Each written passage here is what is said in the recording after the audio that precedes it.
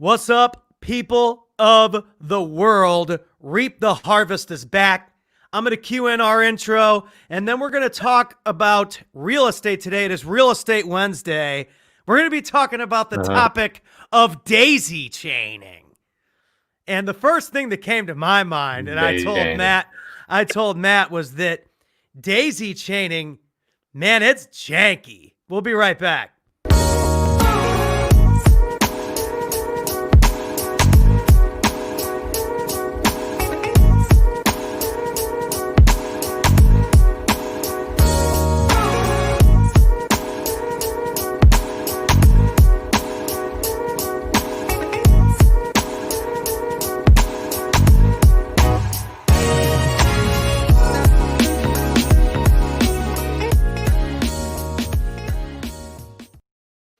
Dude, there's just so much soul in that intro. So daisy chaining. Didn't like daisy chaining. Let's chat a little bit about daisy chaining. Take it away, Matt. Yeah, man. It's something that absolutely grinds me. It's when the person will just take it, mark it up, and then just throw whatever out, and then some guy calls you back, you push something out on your buyer's list or whatever it might be. Yo, I actually saw this $50,000 higher from somebody else. Like, what? Like, what's the purpose of doing that? Some of this stuff is so unprofessional. But I wanted to come and just talk a little bit about ethics, right? You either have them or you don't. Like, it's just the reality of how you operate. And you either operate with transparency, you don't operate with transparency. And operate with your transparency. It's so much better world to live in, right? Even when you're wrong, you're just like, dude, man, I messed up. Shit hit the fan, and that was on me. Like, I come back to me, I made a couple bad mistakes. We were talking on Monday, some of the failures that I had, some better decisions that I could have made. But it's when it comes down to ethics too, it's also like you can mess up. It's okay, but you just have to admit you messed up. And then you also have to act with complete transparency. You have to know, okay, I'm vulnerable to the fact that I did mess up, or I could have made a better decision here. Daisy chaining comes down to that, right? Is it's not your deal. Why not? If you get the deal, why not call them up and be like, yo, bro, do you mind if I deploy this to my list? And just, hey, man, flat out, I just want to deploy this to my list and see if I can get something for you, and just make a relationship out of it. Why do this daisy chaining? Or what's even worse, right? This has happened to me because I didn't vet my buyers early on good enough. Another element is when you lock up somebody's contract and say you put down EMD, right? We had to put a standard operating procedure in place where as soon as somebody says they have EMD in, that we then call up title, we get a receipt, EMD receipt that, okay, then we verified it. So the transaction did take place. Now the contract is secured. You have people out there, in particular wholesalers, will lock up your contract, say, hey, this is my deal, I'm going to buy it. They'll never put EMD in. They'll start shopping around your product, throwing it up to their buyer's list, $30,000, $40,000, $50,000 higher or whatever it might be. And I'm the one trying to make relationships. I'm trying to get into an end buyer, man. Hey, I got a good deal for you. This is a good, solid product. I have people reaching out to me all the time saying, hey, bro, you're tossing out some good deals. Can I get on that? And that's my mode, right? We don't take a lot of residential down. Very rarely look at residential unless it's for keeps. For residential rental purposes, we typically don't do that. We're going to look in the commercial realm. We have some exciting projects potentially coming up that we got to do due diligence on. So we're super pumped about some of the commercial multifamily, but that's our MO, right? And then our transactional leg is wholesaling. So we'll wholesale commercial, we'll wholesale residential properties. But man, it is the friggin' wild, wild west out there in ethics. And what it comes down to is ethics and transparency. And I just worked with a deal the other day. A guy, a good buddy that actually I met a couple months ago. We just did a deal together. last week. I did our first deal together 2 weeks ago. And he will only work with me on the JV leg because I'll tell him flat out. I'll be like, hey, this is the price I need it. This is the spread I need. And are we good with that? Cool, man. I'll tell him what I sold it at. I'll tell him where I need it at, what I spread I need. It's got to be a win-win, right? But when that level of transparency is there, like then trust exists. And then you're building a long-term relationship. So I've cultivated a relationship with Eric for the course of 2-3 months, and it's queued up almost 20 grand. You know what I mean? That's a level of transparency where you're like, dude, like I got your back, you got mine. Let's do this together. So when you have that level of trust built in play, you're able to level up. And that's kind of where we're at. I love JV deals. It's cool. But when you're daisy chaining, you're locking up my contract for, there was one woman that locked it up for, I think she locked it up, no joke, for like 3 weeks. I think it was a 60-day notice to vacate to the tenant. And she locked it up for 3 weeks, shopping it around. Then I found out she was just shopping around, couldn't find a buyer. And man, I was livid. I went crazy. I was so upset about it. And I was like, look, and honestly, I'm not one to burn bridges. So I just said, hey, look, that's not how I operate, and I'm not going to write you off. I threatened her with my attorney. Don't get me wrong. I threatened her to throw something legal at her. But the reality is like, look, man, I'm not going to want to hold grudges. Life's too short to hold grudges. But like, don't be doing that. Don't be locking up my deal. Don't be locking up any deal, not expecting to close on it.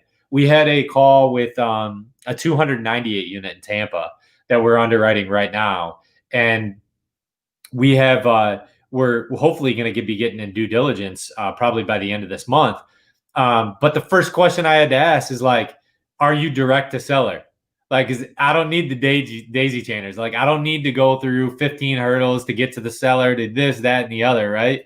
It's if you don't have the contract, if you aren't direct to seller, it's not worth my time. It's not worth jumping through hurdles to get there. So it happens in the commercial realm. It happens in the residential realm. Daisy chaining ain't cool. It's just not cool. It's just you build relationships long term by those. To an extent, you want to go volume, but riches are in the niches. And I think the niches are those relationships that you're building for the long term. So if it takes you a little bit longer to get where you're going because you're building and cultivating these relationships, you're reaping the harvest, right? You're planting these seeds along the way, you're watering them, and then they're eventually going to sprout. That's what this show is about. And don't be daisy chaining. It's not worth it. Go get your product, right? So, and your product might be just getting your first deal, and you might have to hustle, right? You have to hustle real hard. I had to hustle. I didn't really understand. I came from the flipping side. I flipped a few houses. I'm like, man, wholesaling seems a whole lot easier to just make a transactional flow, hand it off to the flipper so I don't got to manage these guys. We're going through a flip right now. And for the past 2 days, the guys haven't showed up. I'm like, where you at, bro? Where are you at? And they're supposed to finish painting the outside of this house. And I'm like, it's beyond me. I'm like, you just don't show up. Like, of course I'm going to call you out. He was apologetic about it and said he's going to finish up on Friday and Saturday. But that's even another leg we can go at. How do you structure contracts with some of these guys, right? How are they, I didn't learn this until late, but especially on new construction build, but also on rehabs. Hey, this is the date I need it done by. And you go past this date, $250 a day is what some of these go up to. But $250 a day, maybe $100 a day for for a rehab project, but you're dinging them. It's hitting your wallet every day that goes past. It's hitting their wallet, not your wallet. And so you got to protect yourself. You got to construct your, the contracts that you have, filling out W-9s. All that paperwork needs to be filled out. So like all these things are like things that I've obviously learned the hard way. But it's just make sure that you have like those systems and processes in place that are going to set yourself up for success. So before you hand that guy a check, make sure he's signing a W-9. Before you hand that guy a check, make sure you got a contract lined up that said, hey, like you are I don't know, like 10 days past due. What is 10 days to you? That might be $2,000. That might be at the $100 a day. $1,000. Or if they go longer than that, it's eating into your wallet. So you need to make sure that you are structuring yourself so that you don't get hit hard. And I've learned out the hard way. I've definitely been in those scenarios where I hired the wrong electrician. They put the box in the wrong place, so I had to fire them, get a new electrician. It cost me $6,000 on an extra on a project. So you learn through failures. But let's get back to daisy chaining in particular, what we were talking about. Daisy chaining is the friggin' worst. You aren't being transparent. There was a few products that I even had out the other day where I got some inbound traffic from a deal, and I'm like, oh man, I think a couple of my buyers would really like these deals. So I called up the dude and I said, hey man, do you mind if I put these out to my buyers? And he's like, yeah, actually that's he answered it. First of all, super sketchy. Like yeah, I got a call from this number. So he's answered. He's already bad energy, man. I live off energy, and it was already bad energy. And I was like, dude, so do you have these under contract? And then he's like, whoa, it's me and my partner. It's me and my partner. I'm like, what? They're like, me and my partner. Okay, that does exist sometimes. Like a lot of guys have partners, and so I'm like, okay. I'm like, so how can you view the house? These questions. Couldn't even answer these. Dude, you don't want to do business with those people. Trust me.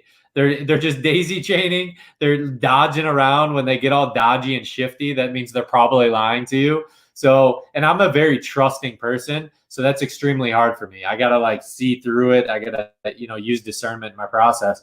But I just was like, immediately when I got off the call, I was like, there's no way I'm pushing that product around. I have no idea where it is. Like, it's crazy. I'm probably going to see it from somebody else.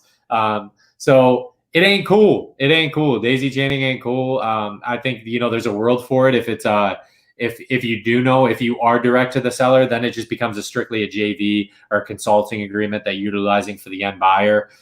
Or you are, I personally know another guy that potentially has a buyer. Well, it's a team game, right? We can come together and we can make a deal happen. But when you're 3, 4, 5, 6 deep, and now you have a 30K markup on something, obviously you're whoever you're sending this to you're just getting a bad look for yourself. So I try to be very transparent in my process, my markups or whatever they might be. The reality is there's small markups if you have a buyer, if you can create a little spread, but it still has to be a deal. A deal has to be a deal, right? The ARVs have to be the ARVs. You can't buffer these things out where they're, they just have to be real. You have to get the good numbers. You have to get the ARVs right. You have to get the comps. And if you don't know, find somebody that does know. I just come from a realm, and then I love education. So I've understood things over time where I'm tapping into other resources that can, feed into me where I do learn it at a much deeper level. I still don't know everything. I have a ton to learn, but it's the reality is ask questions first. So be transparent, ask questions. If I could give you steps on how to do it, don't daisy chain. Find the end buyer, find the guy with the contract. If you don't know the end guy with the contract, at least be one off. When you go 2, 3, 4, 5 off, there's no way that's really ever going to work. I mean, it's waste of your time, right? It's a mental real estate. It's not there. So what you need to do is find ways to, really make most sense of your time. And then once you make the most sense of your time, right? When you can monetize on your time, be transparent in everything. Be transparent. Hey, I marked this up 30 grand. I think you were off. But dude, you know what? I'm going to give you an extra 5 grand. I'm going to make this a 25 grand for my deal for myself. Or whatever, you split the difference and create a long-term relationship out of it. Dude, I marked this up 25 grand. Got it. 12 and a half. We're good. I'm going to give it to you. And this is a long-term relationship, man. I want to do more deals with you. Those type of things, when you have the end in mind of hey, I'm going to create this as a long-term sustainable relationship. I'm not going to this daisy chain out of it.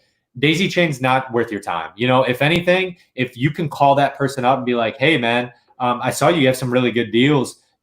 you mind if like we partner up at some point? Like feel it out, create a relationship out of it, because it's ultimately really going to benefit your overall success in the game. I promise you that. So it's something that has irritated me over the past probably like couple months. It's something that I realize that, I want to make sure that I'm operating with ethics and are transparent and not don't appear to be like all like dodgy and shaky when somebody asks me a question. Dude, I know the answer. You know the definition between right and wrong, right? I'm not gonna be like, well, blah, blah, blah, blah, it's talking all over the place. It's like, no, dude, I'm in it for 150. You think I could get a 10 grand spread out of this? 140, we good there? Boom, cool. If not, what number works? What's a win-win for both of us? Just be straight at it, straight to the point. But like 2, 3, 4, 5 off, it becomes very, very difficult. And I think it takes up too much mental real estate to make those deals happen. So anyways, that's what I got today. Well, dude, even podcast producers and, entertainers like myself know that daisy chaining is janky. So janky. I mean, it just gives you a bad image, right? What's the type of I was even talking the other day about, something that I mentioned on Monday's podcast, but just a big believer in think with the end in mind, right? Mm-hmm. What do you want your image to be like? When you're wrong, and it's fine to say you're wrong.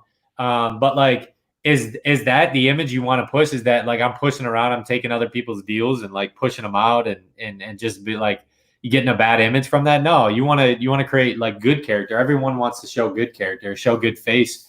And that's for me, like it was exactly that on Monday, dude. I felt like I made a couple really bad decisions that I had to own up to, and I had to figure out myself. So I want to put a good image out there. And I just want to make sure I do that. Even coming back to the woman, that woman that you were talking about in regards to, she was a marriage therapist, I believe, an influencer. Oh, yeah. She's a relationship expert, and now she's getting divorced. She's getting divorced, but I mean, I kind of like, that's tough. I feel for her, but I mean, if you were miserable for X amount of years and you faked it to sell people on stuff that you maybe weren't even being real about, I mean, come on, don't get mad when people hop in the comments and call you a clown. You know what I mean? Yeah, I mean, if she, it's a cruel world. Yeah, it is a cruel word. You gotta, She was daisy chaining that advice, bro. She was daisy chaining that advice. Don't be a daisy chainer, folks. I'll tell you what. We'll see you guys soon. Let's tie it up. What were you gonna say? Oh, are we rolling this? Oh, all right. But I'm completely thrown off what you did. But ultimately what I'm saying is like, it's daisy chaining is one thing, but I think it's just a greater perspective of life in general. Dude, right. Think with that end in mind, like what image do you want to portray? So that's what I got today, man. I totally agree. It applies to all areas. That's what I was saying. That's my final thought for it is, if you're faking it in one area, like you got it going on, people are eventually going to find out not only in that area, but in all the other areas too. So that's why I don't come on these shows and act like I'm doing real estate deals. I stay in my lane. I'm a marketer and an entertainer and a digital producer. That's it. I will blast your group with a deal. Well, you know what I mean? You, Dave Miner, and a couple other people. If your group gets blasted by Pat Hilton, he's putting in that work. One of these days, one of those is going to connect.